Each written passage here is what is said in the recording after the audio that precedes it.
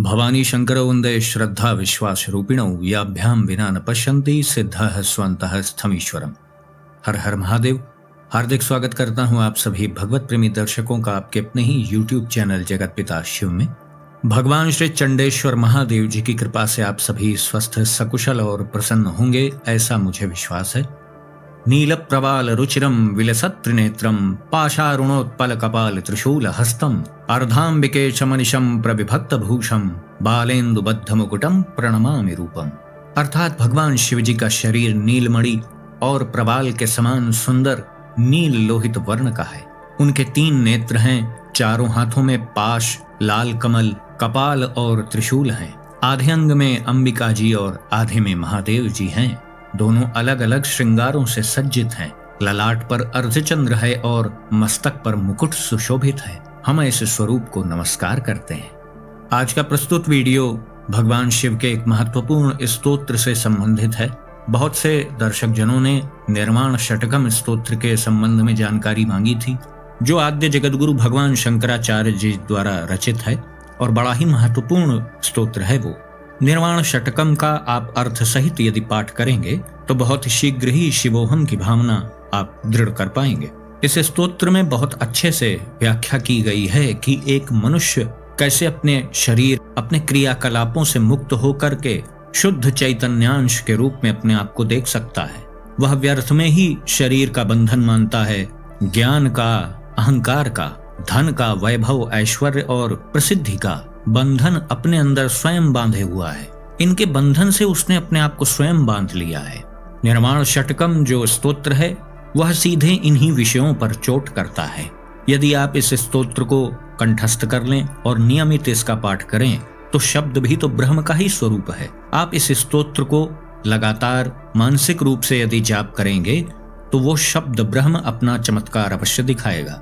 शिवोहम शिवोहम रटते रटते एक दिन यह दृढ़ भावना आपके भीतर बैठ जाएगी कि हाँ, मैं भी शिव हूं, मैं ही शिव हूं, मैं भी शिव हूं और मैं शिव हूं। ये 3 तरह के वाक्य हैं और तीनों में बहुत फर्क है। मैं ही शिव हूं ये तो परब्रह्म परमात्मा कहता है। मैं भी शिव हूं ये तो वो व्यक्ति कहता है जो जान गया है कि ईश्वर अंश जीव अविनाशी, जिसे इस बात का वास्तविक अनुभव हो गया है कि उसकी आत्मा और परमात्मा दोनों एक ही तत्व हैं। तो वो कहता है कि हाँ, मैं भी शिव हूँ। और सामान्य रूप से मैं शिव हूँ, मैं शिव हूँ ये कौन कहता है? ये वो कहता है जो अभी इस पथ पे चल रहा है, जो अभी अभ्यास कर रहा है। बहुत से लोग इसमें शंका प्रकट कर सकते हैं कि मैं भला शिव कैसे हूँ? जब मैं शिव हूँ तो बाकी लोग कौन हैं? तो बाकी लोग भी तो आत्माएं ही हैं। आपकी दृष्टि का ही दोष है, उसे ठीक कर लीजिए। आप ही तो सारा दोष उत्पन्न कर रहे हैं। वरना कोई शेर या चीता या भालू, बंदर, सियार, लोमड़ी, कोई भी जानवर हो, वो आपके सामने आकर के अपना आई कार्ड नहीं दिखा रहा है। देखो भैया, मैं गाय हूँ, मैं बैल हूँ, मैं घोड़ा हूँ, मैं हाथी हूँ, मैं बिल्ली हूँ, मैं शेर हूँ। कोई नहीं कह रहा है। आपने ही, यानी मनुष्य ने ही इन सब बातों का विभाजन कर रखा है। ठीक है, संसार में जीवन जीने के लिए विविधता होती है, उनका वर्गीकरण भी किया जाता है, उनका नामकरण भी किया जाता है, उनसे तालमेल तारतम्य बैठा करके ही जीवन जिया जाता है। भौतिक वस्तुओं का अपना महत्व है। लेकिन यह स्तोत्र आपको दुनिया का विहंगम दृश्य दिखा रहा है कि देख लो भैया, जिसमें बहुत सुख ढूंढ रहे हो वहां कुछ है नहीं। आप स्वयं ही एक निश्चित समयावधि के लिए इस शरीर में बंधे हुए हैं। जैसे ही यह दिव्य मनुष्य शरीर रूपी साधन आपसे छूटेगा, आप किसी योग्य नहीं रह जाएंगे। अन्य किसी योनि में अपने उद्धार की व्यवस्था नहीं है। यहाँ तक कि देव योनियों में भी यह व्यवस्था नहीं है। तभी तो कहा गया, बड़े भाग मानस तन पावा, सुर दुर्लभ सद ग्रंथ निगावा। देवताओं को भी यह मनुष्य शरीर दुर्लभ है। तो यहाँ पर कुछ लोग ये शंका करते हैं कि जब देवताओं को भी दुर्लभ यह मनुष्य शरीर है, इतना उत्तम शरीर हमें प्राप्त हो गया, तो क्यों ना हम सुख भोग करें। सुख मिला है तो उसका भोग करें, क्यों त्याग करके हम अपने जी को जलाएं। तो देखिए, मनुष्य जीवन का उद्देश्य यह थोड़ी है कि आप भोग को भोगें। आप कोई भोग योनि में थोड़ी जन्म लिए हैं। भोग योनि तो और भी बड़ी अच्छी अच्छी हैं, चाहे वो देवराज इंद्र हो, चाहे वो वरुण देवता हो, चाहे अग्नि देवता हो, सब भोग योनियां ही हैं। यदि उत्तम भोगों का भोग करना ही मनुष्य योनि का भी उद्देश्य है तो सबसे बड़ी श्रेष्ठ भोग योनि तो देवताओं की है। वो तो उससे प्रसन्न ही नहीं है। वो तो चाह रहे हैं कि मुझे मनुष्य योनि मिल जाए, तो आप क्यों उल्टी गंगा बहा रहे हैं? सिर्फ और सिर्फ विस्मृति ही इसका कारण है कि आप अपने उद्देश्य को पहचान नहीं पा रहे हैं। उदाहरण के लिए आप ऐसे समझें कि आपका जो अनाज का भंडार है वो खाली पड़ा हुआ है। आपको 1 वर्ष का समय दे दिया गया कि आप जाइए, नई खेती करिए, फसल उगाइए और अपना जीवन यापन करिए। ऐसे ही आपको मनुष्य योनि में निर्धारित समय दे दिया गया है। अब आप फसल बोने की बजाय अपने समय को घूमने फिरने में, ऐशो आराम में, भोग भोगने में नष्ट कर दीजिए। फिर जब आपको भूख लगेगी तो आप किसका भक्षण करेंगे? मनुष्य योनि इसलिए प्राप्त हुई है कि आप अपने संचित पाप कर्मों को नष्ट कर पाएं, प्रारब्ध को प्रभु की शरण में रहते हुए भुगत लें और ऐसे नवीन उत्तम कर्म आप करें कि आप इस 84 लाख योनियों के आवागमन के चक्र से ही आप मुक्त हो जाएं। तो फिर क्या जरूरत रह गई भोग योनि और कर्म योनि की? सबसे अच्छा मार्ग तो यही है ना कि दोबारा आवागमन के आप चक्र में ही ना फंसें। यही मनुष्य जीवन का सबसे बड़ा उद्देश्य है। इसे जिसने पहचान लिया वह एक क्षण भी फिर अपने समय को नष्ट नहीं करता है, और जो जन्म से लेकर के मृत्यु पर्यंत तक विस्मृत ही रहा तो बस वो उत्तम भोगों को सदैव महत्व देता है। उत्तम भोग मिल गए तो वो प्रसन्न हो गया, उसको नहीं मिले तो वो दुखी हो गया। बस इसी द्वंद्व में पूरा जीवन व्यतीत हो जाता है। ये दुनिया का नाम ही है, जो 2 के द्वारा चलाई जा रही है वही दुनिया है। यहाँ सुख दुख, दिन रात, अपना पराया, तेरा मेरा, यही चलता रहता है। इससे अतिरिक्त आप कोई भी चीज यहाँ से उपलब्धि हासिल नहीं कर सकते हैं। आप आत्मा नहीं हैं। संसार आपको हर प्रकार से यह समझाने का प्रयास करता रहता है हर क्षण, और जो बार बार आपको याद दिलाता है कि आप शरीर नहीं हैं, आप विशुद्ध चैतन्यांश हैं, सच्चिदानंद स्वरूप भगवान सदाशिव जी का ही अंश हैं आप। यह कौन याद दिलाता है? हमारे धर्मशास्त्र, जो बड़े बड़े पहले महापुरुष हो चुके हैं, उनके वचनों से, श्रेष्ठ स्तर के साधु संतों के वचनों से हम यह बात जानते हैं, समझते हैं। लेकिन संसार तो आपको सदैव शरीरी ही सिद्ध करने पे लगा रहेगा। वो कभी आपको यह ज्ञान प्राप्त नहीं होने देगा कि आप शरीर नहीं हैं, ना ही आप मन हैं। तो हमारी खोई हुई स्मृति आए कैसे? इसीलिए तो कहा जाता है कि प्रभु की शरण में जाओ। प्रभु की शरण में कौन जाता है?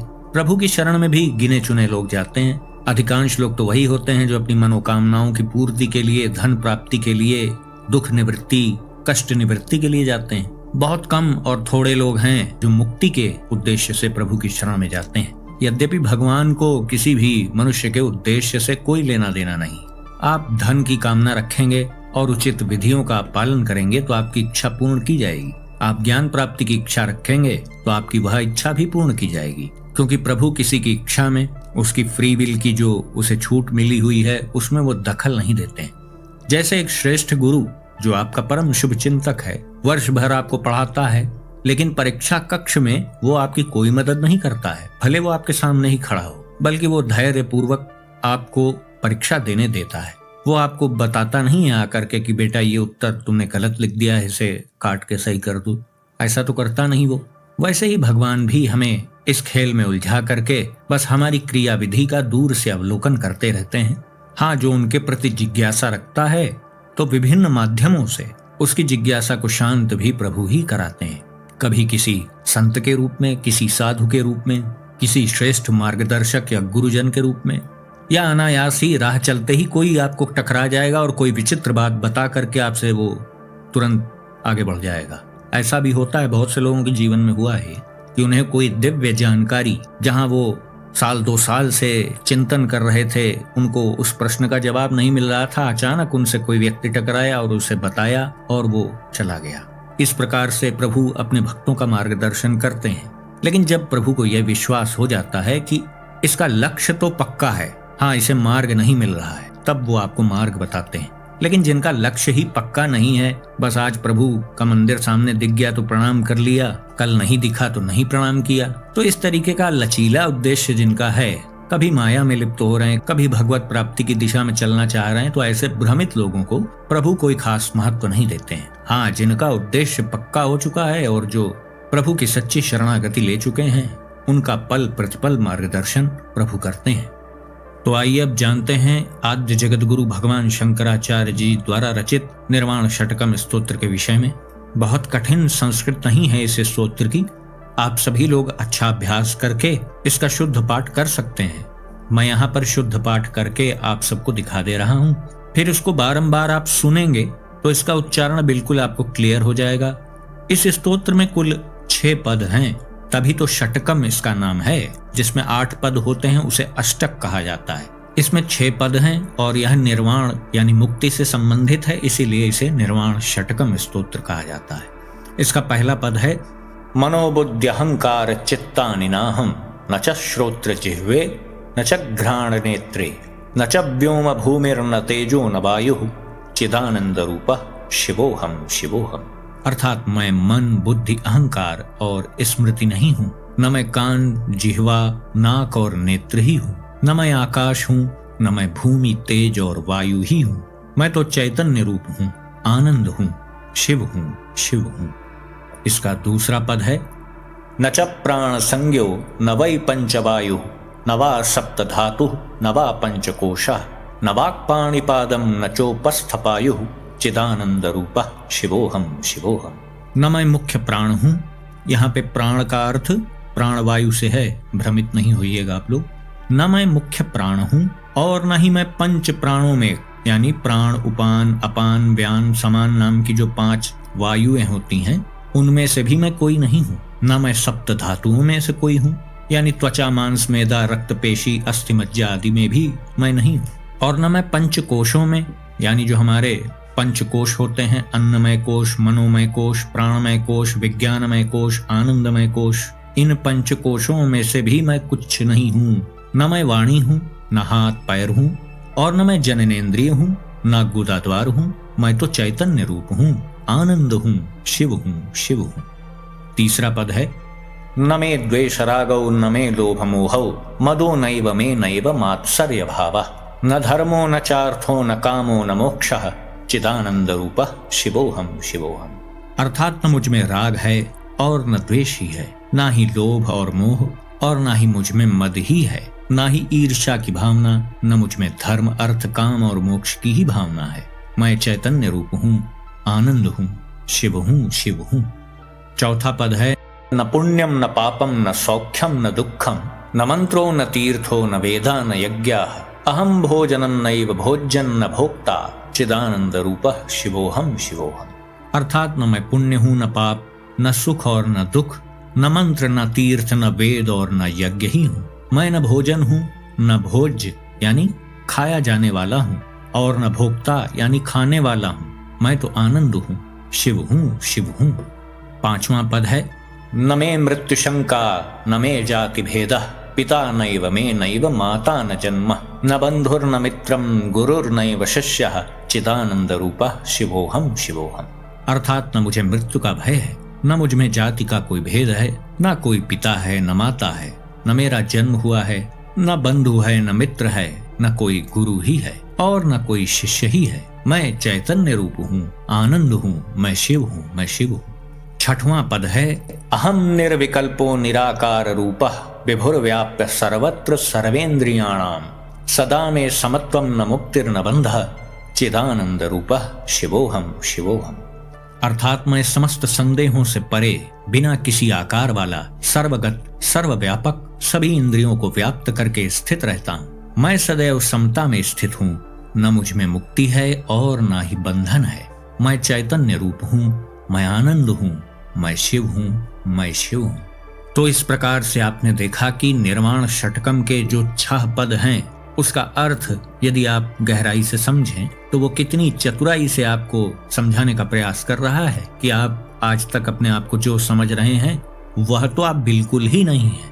यह स्तोत्र केवल रट्टू तोते की तरह आपको रटना नहीं है। यद्यपि लाभ तो उसमें भी आपको प्राप्त होगा, लेकिन बहुमूल्य रत्न को आप रत्न की दृष्टि से देखिए, उसे कांच की दृष्टि से आप क्यों देखते हैं। इस स्तोत्र को आप कंठस्थ करें और हर पद का जो अर्थ है उसको भी आत्मसात करें, उसका भी चिंतन आप प्रतिदिन करें, तब इस स्तोत्र के पाठ का आपको 100% लाभ प्राप्त होगा। जिनके इष्टदेव महादेव जी हैं और उनकी भक्ति का उद्देश्य ही भगवत प्राप्ति करना है, तो उनके लिए निर्वाण षटकम स्तोत्र से बढ़कर कोई दूसरा स्तोत्र नहीं है, क्योंकि इसमें विशुद्ध ज्ञान की बात बताई गई है। तो आज का वीडियो हम यहीं समाप्त करते हैं। आशा करता हूँ जो भी जानकारी आपको दी गई वो आपको अच्छी लगी होगी। यदि वीडियो आपको पसंद आया तो इसे लाइक करें, अपने मित्रों बंधु बांधवों के साथ शेयर करें। यदि इस चैनल का वीडियो आप पहली बार देख रहे हैं तो कृपया इस चैनल को भी सब्सक्राइब करें और बेल आइकन को भी अवश्य प्रेस कर दीजिएगा। तो भगवान श्री दंडेश्वर महादेव जी से मैं ऐसी प्रार्थना करता हूं कि वो आप सभी को सदा सुखी, स्वस्थ और ऊर्जावान बनाए रखें। मिलते हैं अगले वीडियो में एक नई और उपयोगी जानकारी के साथ। तब तक के लिए आप सभी भगवत प्रेमी भक्तों को हर हर महादेव।